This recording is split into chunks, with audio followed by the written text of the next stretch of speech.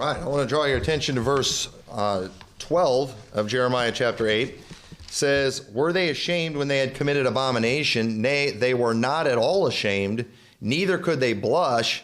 Therefore shall they fall among them that fall in the time of their visitation. They should be cast down, saith the Lord. So in this prophecy here against Judah, one of the things that God brings up about them, one of the problems that they have is when they were doing all this wickedness, they weren't even embarrassed about it.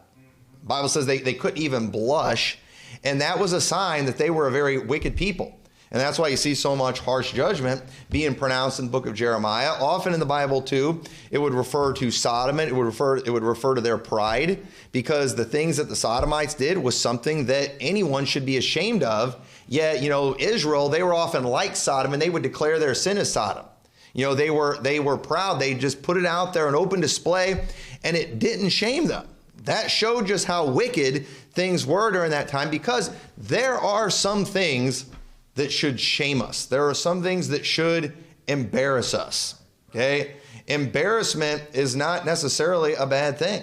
Okay? There are things that should embarrass you. Okay? If you go out in public and you're not wearing hardly any clothes, you ought to be embarrassed. Okay? That's normal. But some people aren't.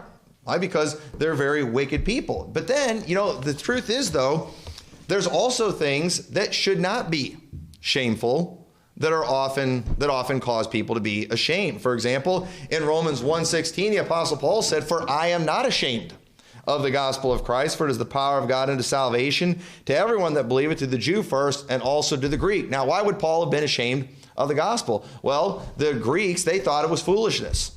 They're like, man, this is so simple. I mean, this is, they wanted that wisdom. Then you had the Jews, they wanted a sign. Well, there's nothing magical about this message you have. There's nothing mystical and magical. This is we want to see some kind of sign. Do some kind of trick, and then we'll believe you. But the Apostle Paul, he wasn't going to get caught up in, he wasn't going to be like the trendy and try to make it appealing to the culture. He wasn't going to go and gay up the message or anything like that to make the trendies happy. He wasn't going to go and try to act like some Calvinist and try to sound real deep and intellectual to try to impress the smart crowd. You know what he did? He was crude in his speech, and he just laid it out just like it was, and he said, I'm not ashamed of it, because of the fact this is what gets people saved. It is the power of God unto salvation to everyone that believeth, to the Jew first and also to the Greek. If the Jews will listen to the gospel, they will get saved. If the Greeks believe the gospel, they will also get saved. So he wasn't going to be ashamed of it, even though people were obviously speaking out against it. So understand, when it comes to shame, some things should shame us, but there are some things that shouldn't shame us that often do shame us. And so one thing, what I want to preach about tonight, though, is social shaming. Okay, social shaming, because that is a big thing going on. We're seeing that happen right now, where people are, and social shaming is not a new thing. It's always been around. Okay, it's always been around. But it's gotten really big with things like the internet now, because it makes it real easy to just kind of humiliate people. And and again, some things should shame us, but there's something that shouldn't. And I'm seeing Christians being social shamed today with things that shouldn't shame them. And I want us to understand some things about social shaming. All right. So for example, social distancing. Okay. We all know that term now. None of us knew it a few weeks ago, but we all know that term now. But social distancing, this is the new thing we're hearing everywhere. It's the new buzzword, right? And it's like the trendy thing to say right now. Everyone is embracing social distancing. And you're a wonderful person if you've embraced it. And you know what? You're garbage and filth if you don't, aren't you? Right. Okay, now, here's the thing too, with social distancing, how in the world is this a wonderful thing? Okay? And for these people too who want to get all biblical, the Bible does say greet the brethren with a holy kiss, all right? And we do handshaking and all that, but it's like, it doesn't appear like doing things biblically and coming together as people. It is kind of a physical thing. Okay? And I think God knew that someday there was there was viruses and things that went around back then. There was plagues then. And I'm not saying we got to go around and we have to be shaking hands. But the thing is, while in our culture, we don't enjoy kissing, all right, with each other, we do like a handshake though, don't we? You know, we do like the physical contact. We do like getting around people in person. We like talking to people in person. You know, I like talking to people, you know, through Skype and things like that. But it's so much better in the flesh, in person. It's just, that's how it is. And so when I see even pastors parading around, and I've seen some videos out there too of pastors just getting everybody all excited about their, you know, social distancing, their stay safe services. And oh, folks, this is going to be great. You know, we're going to all come. We're all going to stay 6 feet apart. You know, we're going to stay in a... And I'm not saying... Don't take this the wrong way. I'm for churches that are doing their parking lot meetings. You know, hey, do what you got to do to me, okay? I'm for that, okay? I'm not saying this is bad. If churches that are doing that, where they're meeting in the parking lot, the pastor's speaking through a radio where they can all hear it, I'm for that, okay? There's nothing wrong with that. If they want to go and have offering plates, you know, where they have like 10-foot poles on them so they don't have to get close to the people as they're passing the plate by their cars, I'm not saying that's bad, okay? Don't take this the wrong way, but folks, why are they promoting it like this is just this fun, wonderful thing? Folks, that stinks. If we are really in a place where we need to do that, please don't make a video like this is this great, wonderful thing. And it's just, it irritates the snot out of me. This stinks. Okay? This stinks, and I want it to pass. And if that's what we've got to do to meet and have church or whatever, I'm fine with that. But let's not go out there portraying it as this new, hip, trendy, wonderful thing. Will you please stop smiling about that? All right, folks, hey, thank the Lord we can still come together. It's not going to be as good, but, you know, we're going to have to be in the parking lot. You're going to have to stay in your cars. But, hey, at least we can see you. At least we can wave at each other. You know, we still need your money, but you're not allowed to get close to you. I know this sounds stupid, folks, but, you know, we need you. We're going to hand it to you. We're going to use a pole. We're going to stick way out. And you can put the money in that we're all going to touch later, you know, when we're counting it, because we'll be protected. You know, don't act like it's this wonderful thing. But, folks, churches are doing this like just fully embracing this like it's a wonderful thing. And part of that, too, is because that's what the news media, that's what the politicians are telling us. This is great. This is wonderful. This is a part of our brave new world. No, it stinks. I don't like it. And I don't think we need to like it. And you know what? And they act like you're this terrible person if you don't do it. And they're using social shaming to get people to comply with a lot of this foolishness, okay? And social shaming is a method that the reason they are using this method right now is because of the fact that laws will not allow them to force us to do these things. See, often laws get in the way of what rulers and society wants to do. And folks, this isn't a new thing. I'm going to show you examples in the Bible where laws, good laws, often prevented evil people from doing things that they wanted to do. And laws, they do that. And so because of the fact that it's crystal clear, folks, there's no debate. The government has no right, based on the Constitution, based on the Bill of Rights, based on the First Amendment, they have no authority to shut down churches. They don't. There's a reason that our governor was not clear in his executive order, because he wants us to think that he can do it, but he knows he can't. Okay? What are they doing, though, to get churches shut down? They're using social shaming. Now, not all churches are shutting down because they're ashamed. Okay? Some churches are shutting down because they are, they're worried about the virus. They think it may be the best thing to do, and they might even be right. Okay? But folks, how about First Open Bible here in Rock Falls? They chose to stay open, and you know what happened? I got this from the chief of police.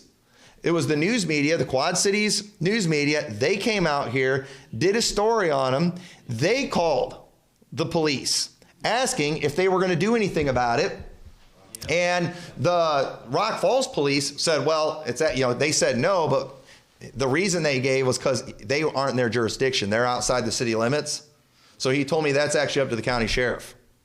But the county sheriff didn't do it either. You know why? Because the county sheriff knows he can't.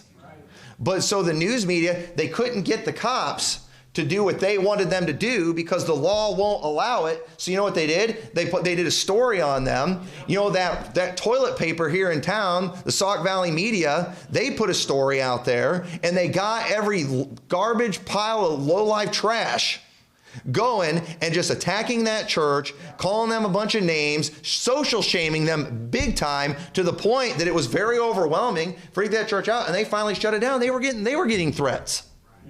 Just because they had service and they shut down, not because it was what they want to do, not because they believe what they're saying. They were socially shamed into doing it, and that's what they're trying to do. That's why the news media, they're doing stories on these churches that are staying open.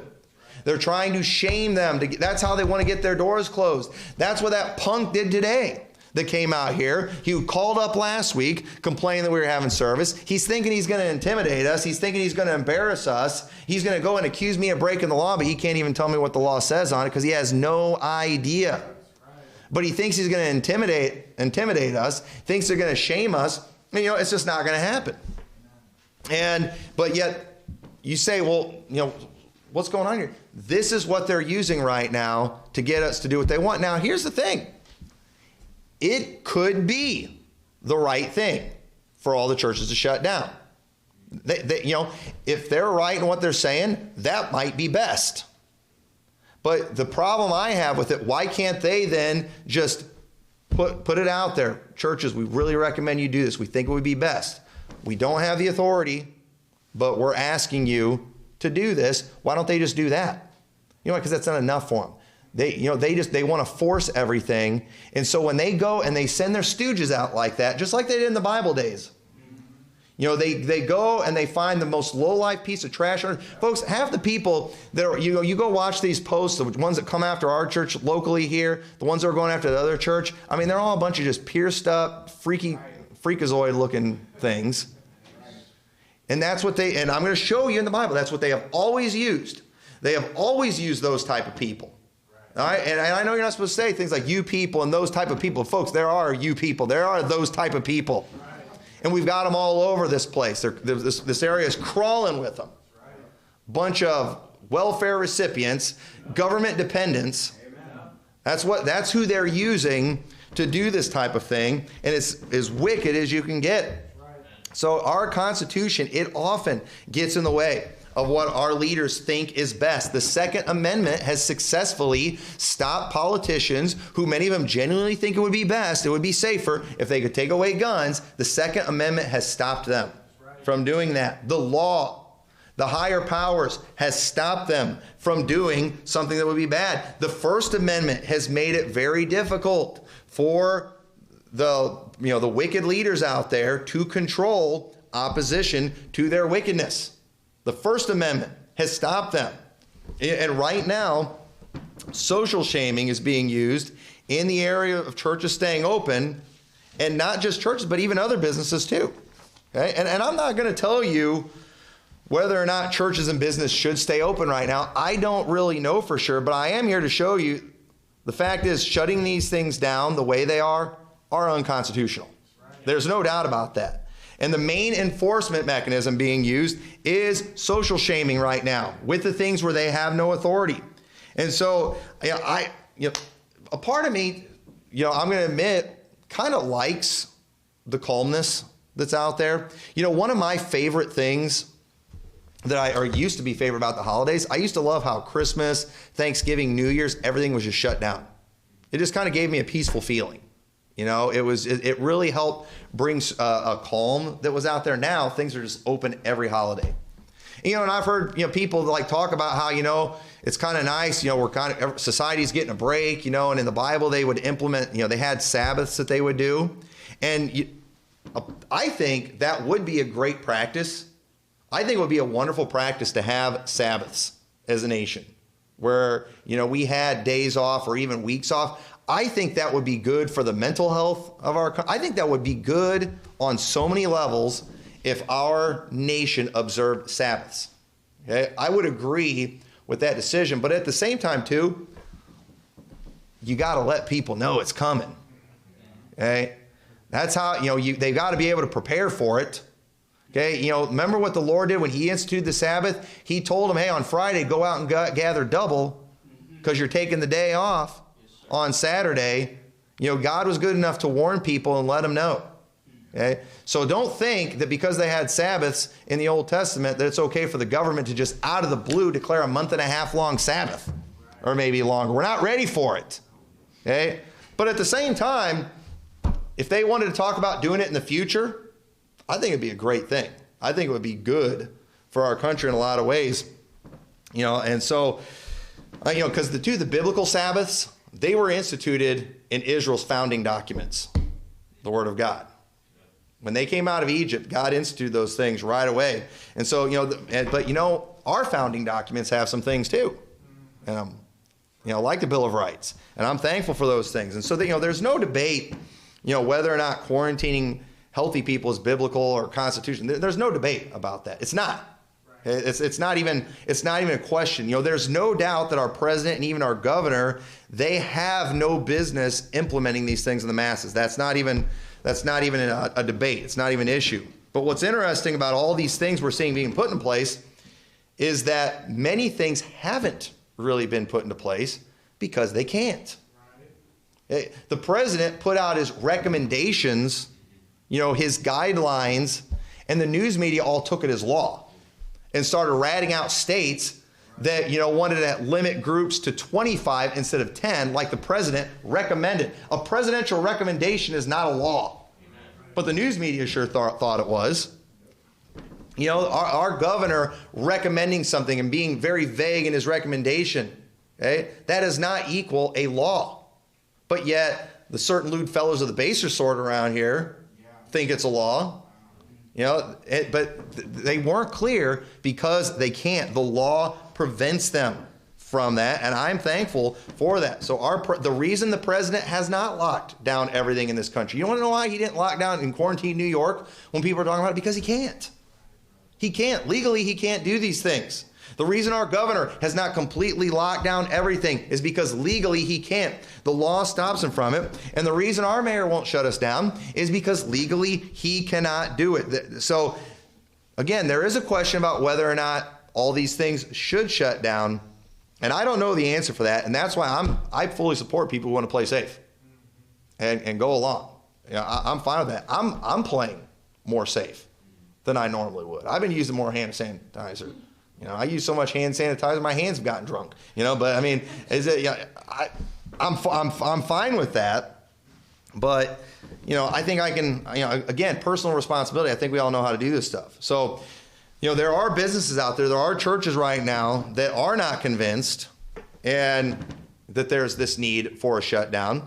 And you know what? I support for them fighting to stay open. You know what? If a restaurant, I want to go out to eat so bad. I want to sit in a restaurant and I want to go eat. And if one of the restaurants opened up in town, then I would go there and I would eat there and I would probably give the waitress an extra big tip if I did. That's exactly what I would do. And, I think we probably should do that when these places open up. We need to, help support these businesses, and give that waitress a bigger tip than you normally would have because she's been out of work for a long time because of our stinking government and the poor decisions I think they're making.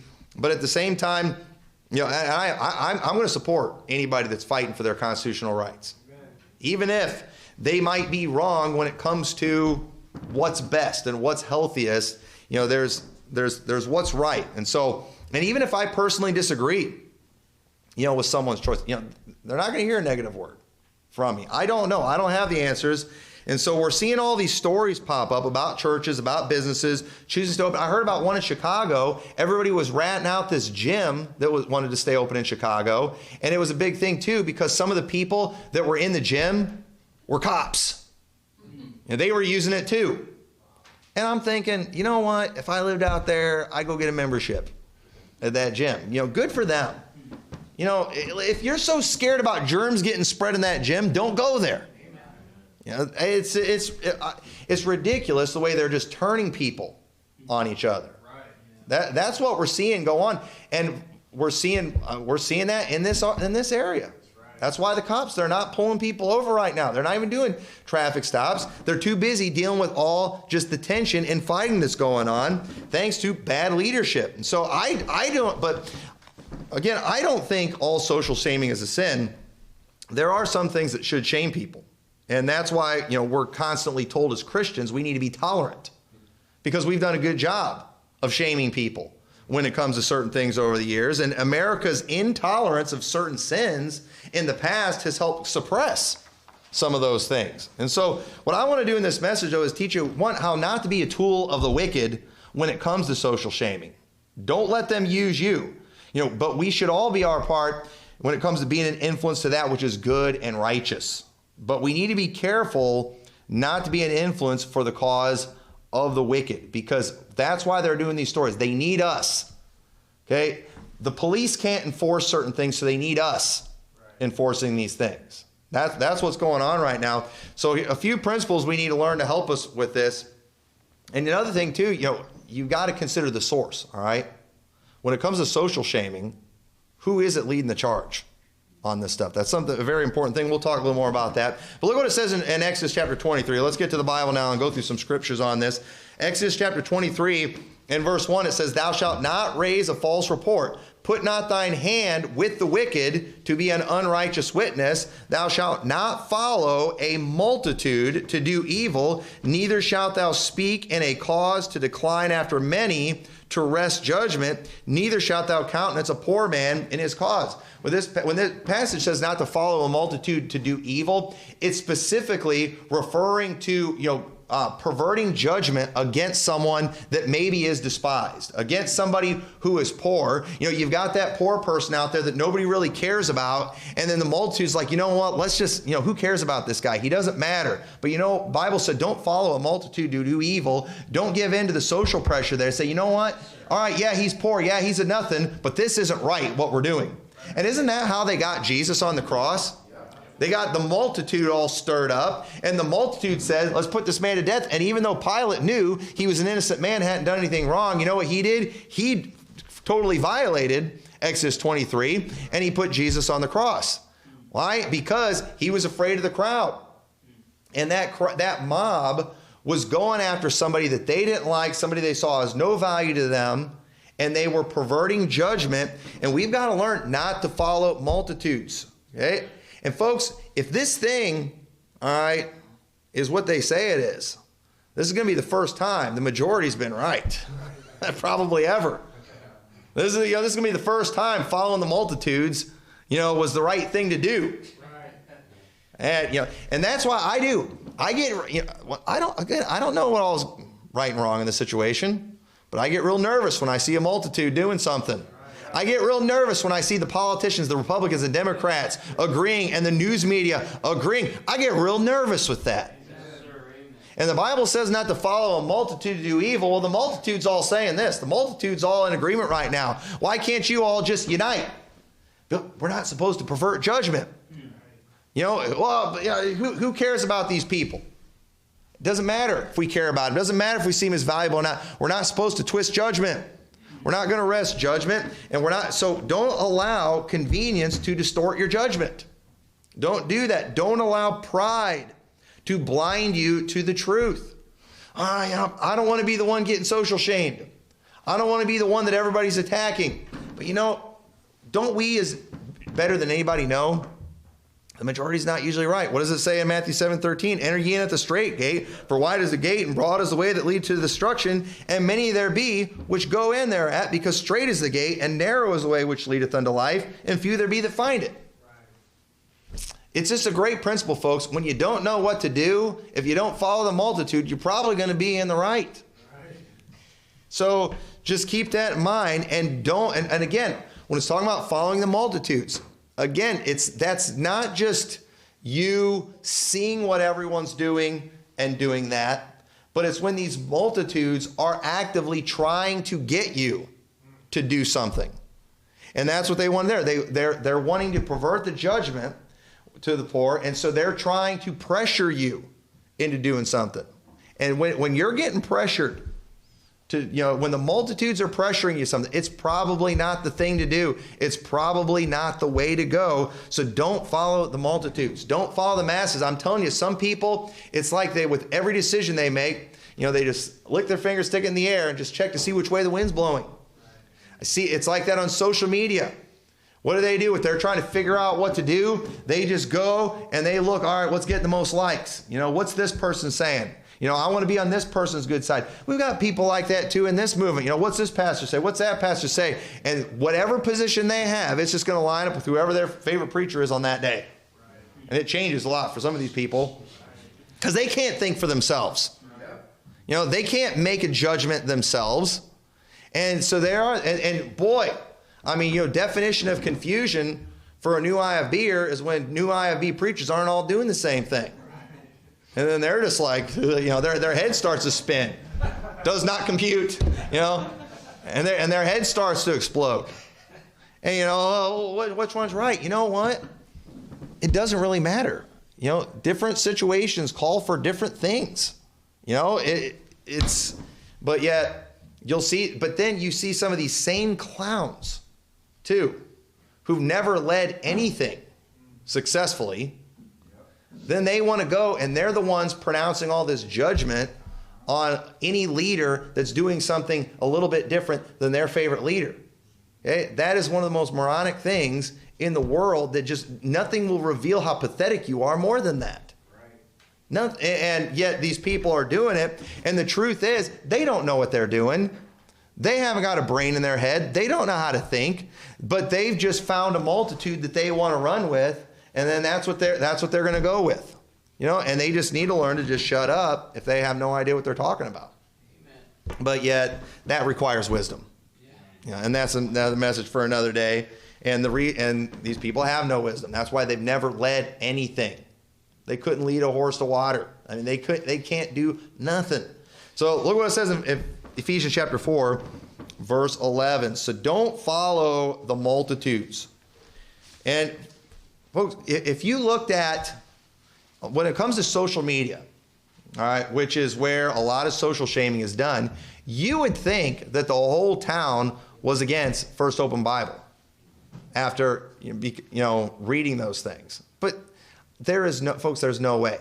Okay? And I don't want to stand here and just say a bunch of good stuff about a church. I don't know what their doctrine is. I don't know what they believe. But I've met the pastor from there. I've met people from that church. That pastor is one of the nicest guys here in town. Yet he's being called a cult. I've never heard anybody say anything negative about that place. And that church has been there for years. He's been, I don't know how long he's been pastoring. It's a long time, longer than I've been out here. But yet, you've got just, a group of people on social media all just trashing him. Why? Because the certain lewd fellows of the baser sort are always the noisemakers. They're the loud ones. And so looking at that, you would think that, man, the whole town is against. I promise you that's not the case. I think after everything blows over, this is all said and done, their church will probably grow as a result of this. Because most people are looking at that, and while they're scared to say anything, they're not stupid. They see the stuff those people are saying, and they know it's a lie. Right. They're looking at these people who's saying that stuff, and they see that they're trash. Right. Yeah. They see that. Right. And you know what? They're going to go, and they're going to end up siding with him. But they're typically quieter about these things. And so, understand, a lot of times you think you're following the multitudes with stuff, but you're not. It's just some of these people, they make a lot of noise. That's why just these worthless idiots who can't figure out where they stand on anything until their favorite preachers posted something or preached something, okay? These are the ones that get fooled. These are the ones that get led astray, because in their minds, reality, it's based on what's being said in certain circles and social media and things like that. They don't know how to judge anything at all. But folks, those things don't represent reality. They really don't. So you got to watch out for that stuff. Learn to think for yourself. But look what it says. So don't follow the multitudes. Also, don't fall for propaganda. Okay? Look what it says in Ephesians 4:11.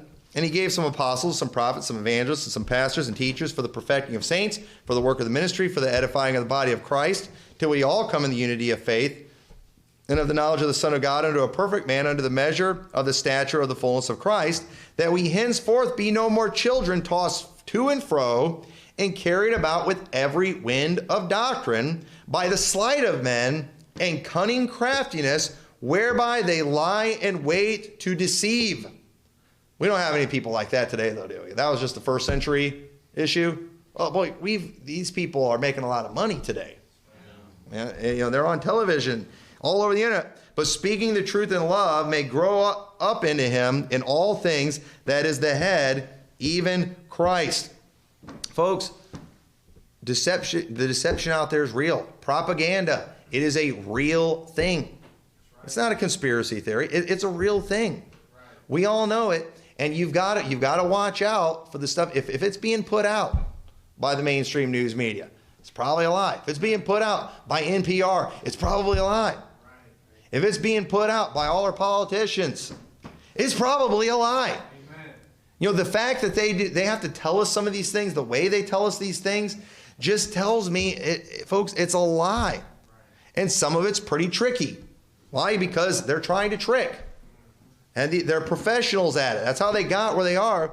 And so with this current situation, even the experts are still saying there's many things that they still don't know. Yet, while the experts are saying we still don't know certain things, we've got high school dropouts all over this town attacking businesses and churches for spreading diseases and killing everyone. Where does that come from? And at the same time, too, that scumbag that came by here today, after getting the chewing out that he did, he probably had to go down to the liquor store and buy some booze, to cope with the stress. But yet churches are the ones where the problem's at. It's ridiculous. Folks, these people don't have a scientific, they don't have a clue about science. They flunked everything when it came to science. Their life is a failure, and they display it on Facebook, where people usually portray their life as being better than it actually is. So think about how bad these people's lives really are. Right? Think about that for a minute. People usually make it look better than it is. And I looked at some of these people, folks. Imagine. And yet they're gonna get on to us about things that they have no clue about. They don't know what the laws are. They don't know the science on these things. And I'm not saying I know the science on these things. But I will say this. While I don't know the science, I've got good reason to be suspicious about the scientists that are being put in front of us right now. Because I think we've all forgotten about some of the debates in Congress and things before, when it came to people that they've had come to tell us about vaccinations. All the people that they won't allow to come. I was watching one of the things one time when all the vaccination stuff was going on, and somebody brought up a study that was done by some individual showing how vaccines are dangerous, and they immediately shut them down, saying that person's work has been discredited and they lost their license. Yet, you know who took his license away? The people promoting this vaccination stuff. Oh, you don't promote vaccination? Who cares what your study says? You lost your license. Therefore, now he's discredited. You can't trust him. He lost his license. But they put people out there that are going to say what they want them to say. They check up on these people. They've read their reports. They know what they stand for. They've read their blogs. Those are the people that they have. They'll have, when it comes to the vaccinations, they'll have some dad or some mom come on there and tell a story about their child that died, and they know exactly what that person is going to say, because that person has started a movement for vaccinations or whatever, because their child died because they had some illness and couldn't get a vaccination and got the measles from some kid who didn't get vaccinated. And so they know what that person's going to say before they testify in Congress. They know that those are the only people that they put out there. They've had this practice for decades, yet all of a sudden, Dr. Fauci, well, we can trust this guy. Are we sure about that? Are we really sure? I guarantee you he knows more than I do on this subject, but I do know the government has a tendency to only allow people to speak on these things that are going to say what they want them to say. So if I'm a little skeptical, pardon me. But, I've been lied to quite a bit by these people. And as George W. Bush said, fool me once, shame on you you can't get fooled again. One of my favorite George W. Bush sayings of all. I didn't do that the best. But we've got to take these things into consideration. So they're saying they don't have the science in all this, yet high school dropouts are being used to social shame churches and businesses. Think about that for a minute. So when social shaming is taking place, it's very important you consider the source. Acts 17 verse 5 says, "But the Jews which believed not, moved with envy." Okay, these are the leaders here. These are the higher ups. These are the respectable people in the community. They got to be careful not to get their hands dirty. Okay? They do have a reputation to uphold, but they're moved with envy because they don't like what the apostles are preaching because the multitudes are listening to them. And so what did they do? They took unto them certain lewd fellows of the baser sort. Base, low life. Okay? This is a biblical way of saying low life. Okay? You look and see 99% of the people attacking our church online, certain lewd fellows of the baser sort. Probably living on welfare, don't have a job, bunch of scumbags, shack-ups, just fornicating, pieces of filth. Right. And they get them and their AIDS-ridden carcasses to go and get their AIDS-ridden fingers all on their keyboards attacking our church. They're not going to do it themselves. They get people like that. It's what they've always done. It's what they've always done. It's what the Jews did then. And look at what they did.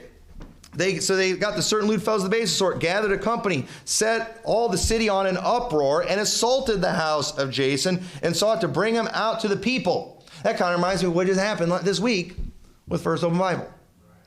That's exactly what happened. Now, they didn't physically go there, but they did. The assault came online, and that kind of thing freaks people out. It freaked a lot of people out when that was going on from that church.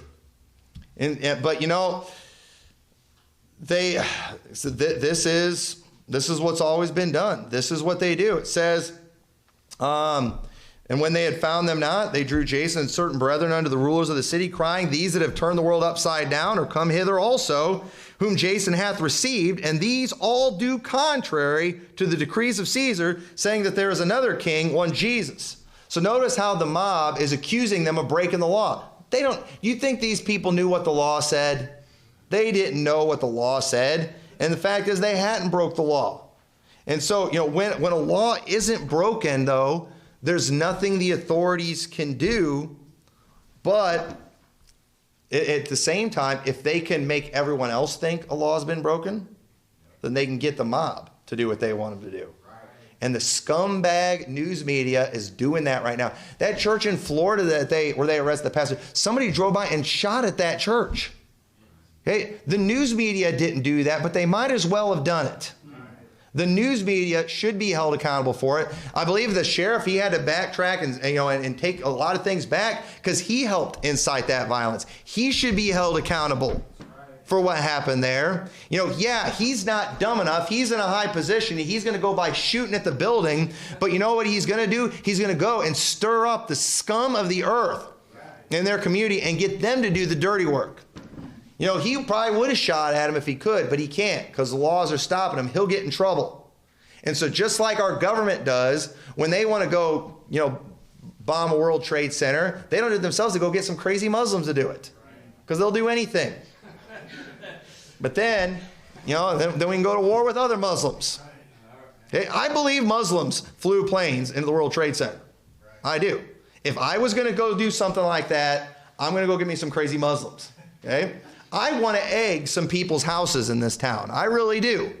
Okay? But I'm not going to do it. You know how bad that's going to look if I get caught as the pastor of this church out egging houses?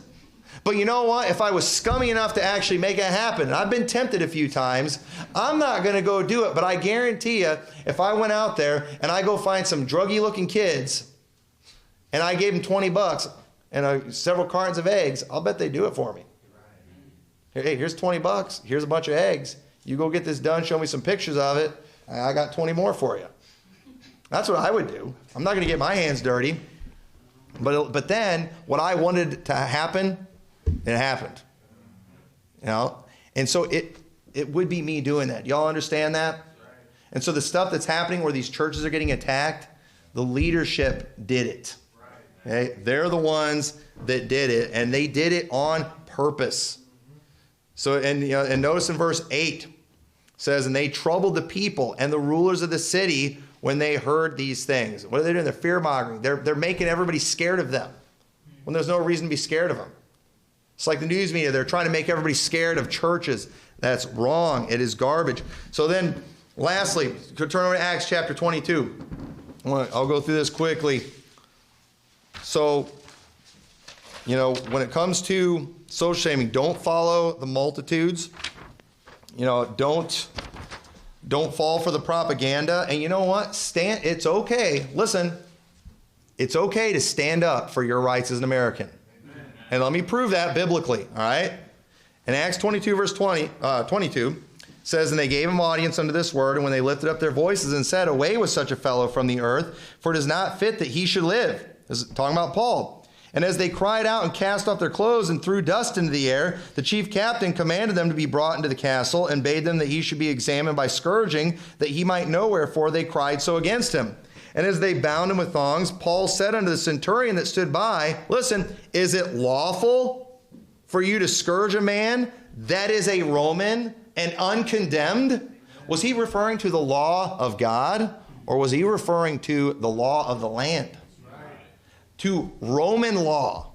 Legally, the Apostle Paul was a Roman, and according to their own laws, they were not allowed to scourge a man who was uncondemned. They were violating their own laws, and Paul used his Roman citizenship as a case to get them to leave alone. And you know what? It worked.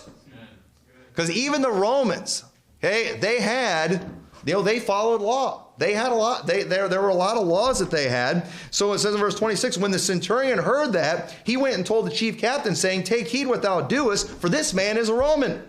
Then the chief captain came and said unto him, tell me, art thou a Roman? And he said, yea. And the chief captain answered, with a great sum obtained I this freedom. And Paul said, but I was freeborn. Then straightway they departed from him, which should have examined him. And the chief captain also was afraid after he knew he was a Roman, because he had bound him. He's like, all of a sudden these wicked people are scared. You know why? Because Paul called them out for breaking their own laws. And they're like, we can get in trouble.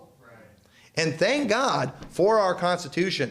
Thank God for the Bill of Rights that often has stopped wicked people from doing things. And folks, there is no doubt the leaders that we currently have in place would be doing much more wickedness were it not for the fact that they are still scared of that Constitution.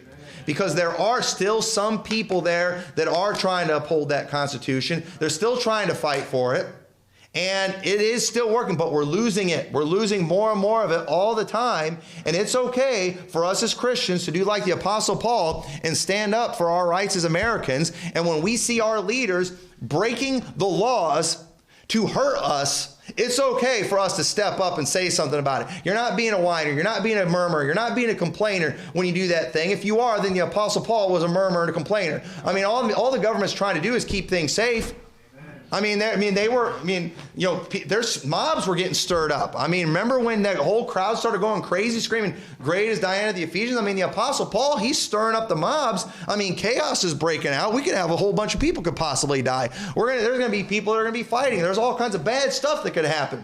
You know, obviously something needs to be done about the Apostle Paul, but no, they had laws in place, and the Apostle Paul said, you're violating these laws. And they got scared. You know what that tells me? That tells me the Romans, in many ways, were better than American leadership. They at least feared those laws. And so on the morrow, because he would have known the certainty whereof he was accused of the Jews, he loosed him from his bands and commanded the chief priests and all their council to appear and brought Paul down and set him before him. So all of a sudden now he's getting treated a little better. And I want treated a little better. In this country. I'm tired of being treated like I've got the plague. I'm tired of being treated like I'm a cult leader because we're having church services here. I'm getting tired of that kind of thing. And you better believe I'm going to speak up about what the law says. You better believe I'm going to throw the Constitution in these people's face. You better believe I'm going to keep doing that kind of thing.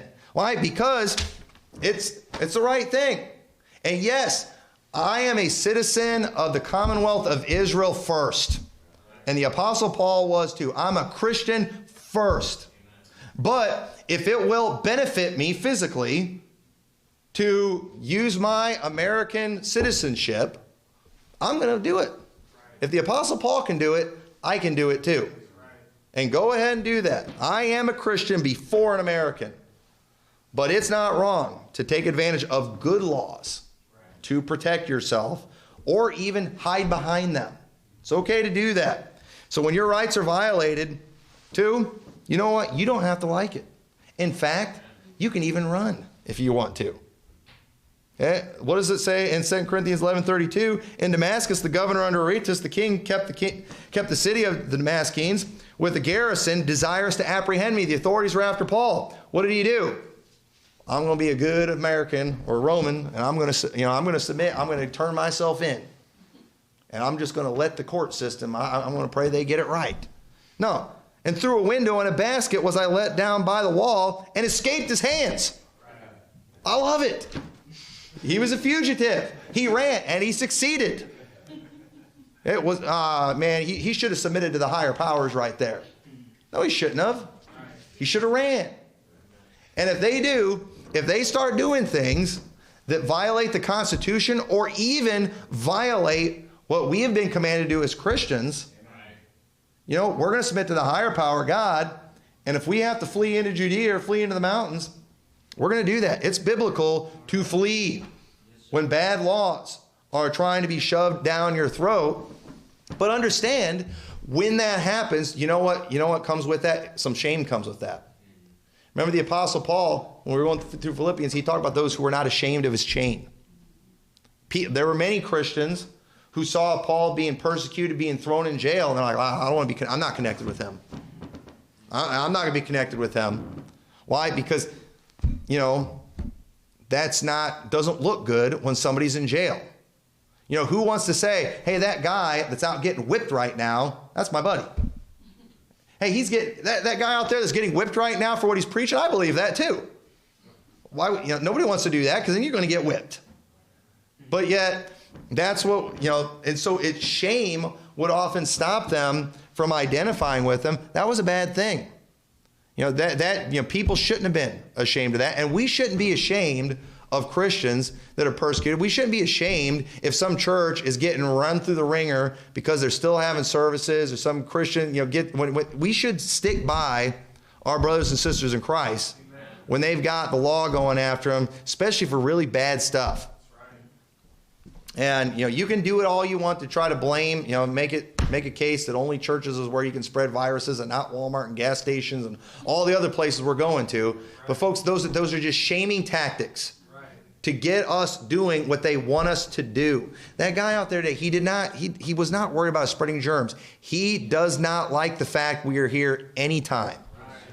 And he's seeing this as his opportunity to get it shut down. These people are evil. They love it. They want it to happen. And it tears them up to see people that are not following that are not going along with that. And I'm not gonna be ashamed of that stuff. So just understand, our church is constantly going to have shame thrown its way. Okay, with the way we preach, where we stand against the homos and things like that, we're going to constantly have shame thrown our way. But we shouldn't be ashamed of things like that. In fact, we ought to be ashamed if the whole world's speaking good of us. We ought to be ashamed of that. We ought to be ashamed of that. But unfortunately, Christian people are often being influenced by social shaming in areas of things they shouldn't be ashamed of. In areas where we should be ashamed, we're not bothered by that at all. That's not right. That's not good. And so again, I'm for social shaming. All right, let's shame the homos right back into the closet. Amen. Let's do it all we can to shame people into doing things that are right. Okay? And if we can shame people into doing things that are right, they can try to shame people like us, too. Okay? It goes both ways. But here's the thing. Are we going to let that shame influence us? Okay? That's what we can't do. Okay? I believe in free speech. That means people can go ahead and keep telling people in town that I'm the half-brother of Bo Bergdahl. I don't understand it. You know, I'm not going to go sue them. All right, I'm not. I don't even want to address that. But you know, they can do that. But you know what? I'm going to say what I have to say about them too. You know, I'm going to call these people out for what they are. It's not always a bad thing. And there is no doubt, though, society is shaming people today for things we shouldn't be ashamed of. And there's no doubt the people leading the shame campaigns are wicked people that we should not support in any way, shape, or form. And when I see Rachel Mad Cow, you know, trying to shame people like that in the stores, when I see the politicians, I consider the source. Consider the source, folks. And it's like, we're not doing that. You know what? If you want to follow the multitude, all right, first off, I don't recommend it, but will you at least take a look at the multitude and who you're following and say, am I in good company right now? And don't let social shaming stop you from doing what you know is right. Don't be ashamed. So let's pray. Dear Lord, thank you so much for your word. I pray you'll help us to not be ashamed. I pray you'll help us to be like the Apostle Paul, who wasn't ashamed of the gospel. He wasn't ashamed of being a prisoner. We thank you for those in his day that were also not ashamed of what he was going through and supported him. I pray you'll help us as Christians to support our fellow brothers and sisters in Christ who are being shamed right now, and I pray we won't be ashamed of them. I pray we'll stand up for them, and we'll speak out in their cause and be a blessing. In your name we pray. Amen.